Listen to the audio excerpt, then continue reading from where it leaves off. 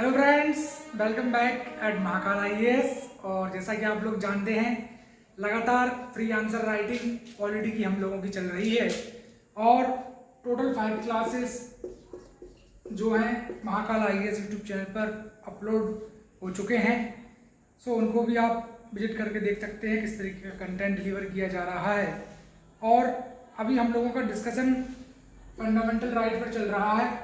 Article 13 को कल हम लोगों ने कंप्लीट कर लिया है और इसी के साथ फ्री आंसर राइटिंग की मैं बात करूं तो कॉन्स्टिट्यूशनल मोरालिटी पर answer writing, separation of power पर आंसर राइटिंग मैं आप लोगों को करवा चुका हूं क्वेश्चन के थ्रू। और एक क्वेश्चन मैंने आपको दिया था कि what does article 12 mean to you, discuss with case law, यानी केस लॉ के साथ आर्टिकल 12 में क्या बोला गया है ये आपको बताना है।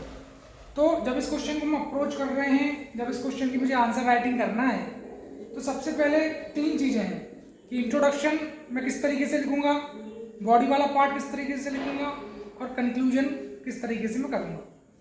तो जैसा कि हम जानते हैं, हमें मालूम है कि article 12 basically provide the definition of state. State की डेफिनेशन क्या है, इस बारे में आर्टिकल 12 हमें बताता है। मैंने आपको लेक्चर में भी बताया था आर्टिकल 12 के बारे में और डिस्क्राइब किया था अच्छे तरीके से। सो आर्टिकल 12 स्टेट की डेफिनेशन के बारे में बताता है, ये हम लिखेंगे इंट्रोडक्शन में। फिर हम लिखेंगे कि स्टेट की कौन कौन से कंपोनेंट हैं, स्टेट किस किस चीज़ को इंक्लूड करता है। जैसे पहला पार्लियामेंट ऑफ इंडिया, दूसरा स्टेट लेजिस्लेचर विधानसभा या विधान परिषद और पार्लियामेंट संसद, राइट, और तीसरा local authority that is panchayat municipality. So panchayat municipality जो लोकल गवर्नमेंट है, ये भी किसके एम्बिट में है, it is in ambit of state government. Apart from it if we talk की what other things can be included within the ambit of state definition under article 12, then that can be, वो होगा पहला कि RD. Shetty case, एक case law note करेंगे। RD. Shetty case अपनी notebook लेके बैठे। आर.डी. शेट्टी केस में इस बात को बोला कि अगर कोई भी प्राइवेट बॉडी कोई भी गवर्नमेंट का फंक्शन परफॉर्म कर रही है, so that body will also be included within the ambit of state, यानी वो पर्टिकुलर बॉडी, वो पर्टिकुलर प्राइवेट कॉर्पोरेशन भी स्टेट की डेफिनेशन में आ जाएगा। स्टेट का रोल क्योंकि वो निभा रहा है। जैसे आप लोग अपना इनकम टैक्स भरते हैं, इनकम टैक्स का जो पोर्टल है जनरली इन्फोसिस वगैरह मैनेज करती है कंपनी उसको। सो इन्फोसिस जब भी टैक्स कंप्लाइंस आप कर रहे हैं, टैक्स आप भर रहे हैं, फिलअप कर रहे हैं, जो भी प्रोसीजर आप अपना रहे हैं, सो कहीं ना कहीं इन्फोसिस का भी एक इम्पोर्टेंट रोल है। तो कल के दिन कुछ भी टैक्स में दिक्कत होती है, कुछ भी होती है, तो इन्फोसिस भी उस चीज़ के लिए जिम्मेदार है। सो इन्फोसिस कंपनी माना कि एक प्राइवेट ऑर्गेनाइजेशन है, पर वो भी स्टेट की डेफिनेशन के एम्बिट में आ चुकी है। उसी प्रकार आप लोगों ने देखा होगा कि TCS जो कंपनी है, प्राइवेट कॉर्पोरेशन रतन टाटा जी की, तो उसमें भी कई बार वो कई तरीके की जो है क्वेश्चन पेपर फ्रेम करती है, SSC का और भी अलग अलग तरीके के ग्रुप C ग्रुप D के क्वेश्चन पेपर वगैरह बनते हैं, JEE के वगैरह के ऑनलाइन एग्जाम जो कंडक्ट करती है वो। सो उसमें किसी भी तरीके की कुछ गड़बड़ हो रही है, कुछ भी हो रहा है, तो वहाँ पर जो TCS है, माना कि एक प्राइवेट ऑर्गेनाइजेशन है, पर वो पूरा सॉफ्टवेयर को पूरा मेंटेन कर रही है, जो भी पोर्टल है ऑनलाइन उसको मेंटेन कर रही है। सो यहाँ पर TCS भी एक तरीके का स्टेट की भूमिका, स्टेट का किरदार, स्टेट का रोल निभा रही है। सो TCS भी क्या हो जाएगी, स्टेट की डेफिनेशन के एम्बिट में आ जाएगी। सो ये 2 एग्जाम्पल मैंने आपको बताया। तीसरा एग्जाम्पल, माना जैसे कि हम जानते हैं कि कई बार क्या होता है कि जो म्यूनिसिपालिटी है वो प्राइवेट कॉर्पोरेशन को हायर कर लेती है, उसके लेबर को हायर कर लेती है, पूरी प्राइवेट पार्टी को टेंडर वगैरह दे देती है और बोल देती है कि हम तुमको पैसा दे देंगे इतना इतना, तुम रूरल इलेक्ट्रिफिकेशन करा दो, इतनी स्ट्रीट लाइट लगवा दो, राइट, इतनी जगह साफ सफाई करवा दो, सीवरेज को अच्छे से मेंटेन करवा दो, जो भी सॉलिड वेस्ट मैनेजमेंट है, कूड़ा कचरा जो है उसको अच्छे तरीके से मेंटेन करवा दो, प्लास्टिक वेस्ट को मेंटेन करवा दो, राइट, सो साफ सफाई करवा दो, रोड बनवा दो। तो उस समय जो प्राइवेट पार्टी है जिसको पैसा पे करेगी गवर्नमेंट, सो प्राइवेट पार्टी भी कहीं ना कहीं डिलीवरी कर रही है वेलफेयर के लिए पब्लिक के, सो वो भी रिस्पॉन्सिबल है कहीं ना कहीं, किसी भी तरीके की कुछ गड़बड़ हुई, कुछ भी हुआ, तो वहाँ पर वो प्राइवेट पार्टी भी स्टेट की डेफिनेशन के एम्बिट में आ जाएगी। तो इस चीज़ को भी आप नोट कर लेंगे अच्छे से। फिर बात करें कि अगर जुडिशरी कोई भी एडमिनिस्ट्रेटिव फंक्शन परफॉर्म करती है, जैसे कि अभी करंट के चीफ जस्टिस हैं जस्टिस बी आर गवई साहब, तो जस्टिस B.R. गवई जी अगर कोई भी अपना जजमेंट दे रहे हैं, केस लॉ वगैरह सॉल्व कर रहे हैं, तो वो तो जुडिशियल फंक्शन है। But apart from it you all know कि जब भी जो भी पूरा जुडिशरी है उसकी हायरार्की है, उसमें एक प्यून से लेके, एक कुक से लेके, एक गार्डनर से लेके, एक ड्राइवर से लेके जज का, उसके अलावा पूरा कोर्ट का जो मैनेजमेंट एडमिनिस्ट्रेटिव स्टाफ रहता है, उसकी जो हायरिंग होती है तो वो पूरा कौन मेंटेन करता है? वो मेंटेन करते हैं chief justice of India, CJI, जो भी पोस्ट वगैरह निकलती भर्ती होती है वो सब मेंटेन करते हैं आपके जज साहब। तो जज जब भी एडमिनिस्ट्रेटिव फंक्शन परफॉर्म कर रहे हैं तो वो जज भी किसकी कैटेगरी में जाएंगे? Under the ambit of state. और किस चीज़ में, किस केस में बोला गया था उसको आप ध्यान में रखेंगे, that is Rupa Ashok hurrah.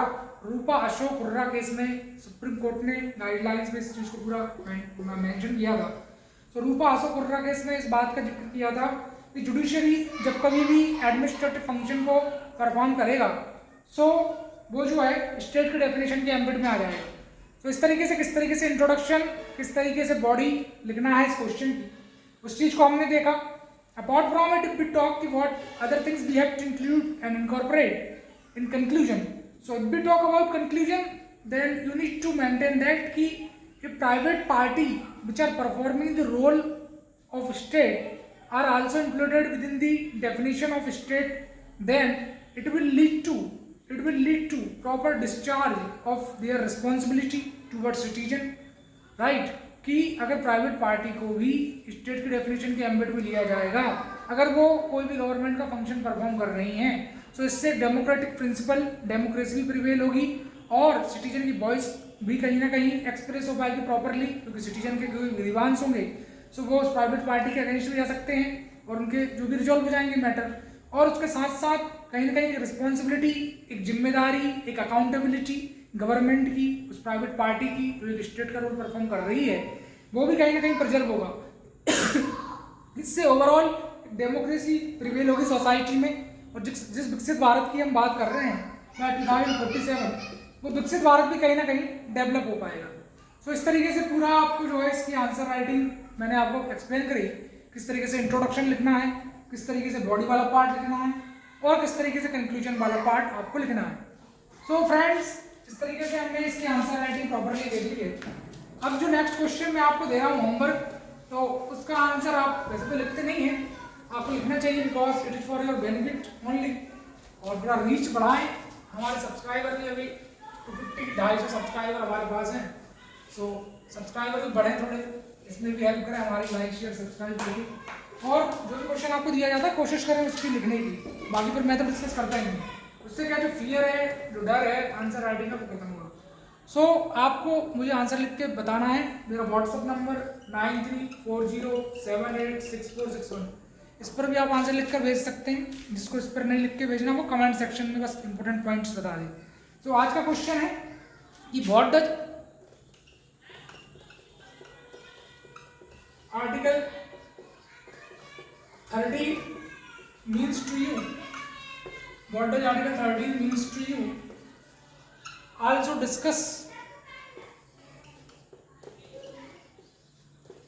along with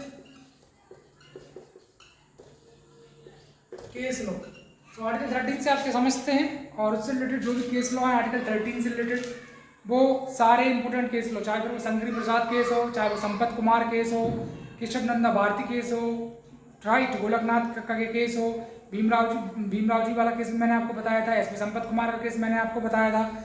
उसके साथ आपको पूरा जो भी क्लॉजेस मैंने बताए थे कि किस तरीके से आर्टिकल 368 में जो है आर्टिकल 13 सब क्लॉज 4 को किस तरीके से अमेंड किया, 42nd कॉन्स्टिट्यूशनल अमेंडमेंट एक्ट में किस तरीके से 368 सब क्लॉज 4 सब क्लॉज 5 में अमेंडमेंट हुआ, किस तरीके से पार्लियामेंट और सुप्रीम कोर्ट की तनातनी चली, किस तरीके से सुप्रीम कोर्ट ने यहाँ तक बोल दिया कि जो आपकी बिल्डिंग है उसका जो एडिफाइस है, जो पिलर है, पिलर अगर डिस्ट्रॉय होंगे तो बेसिक स्ट्रक्चर पूरा डिस्ट्रॉय हो जाएगा। वो सारी बातें जो कल के लेक्चर में मैंने आपको इनकॉर्पोरेट की थी, मैंने कम्युनिकेट की थी, वो सारी चीज़ें introduction, proper body, proper conclusion आपको एक अच्छे फॉर्मेट में लिख के मुझे बताना है।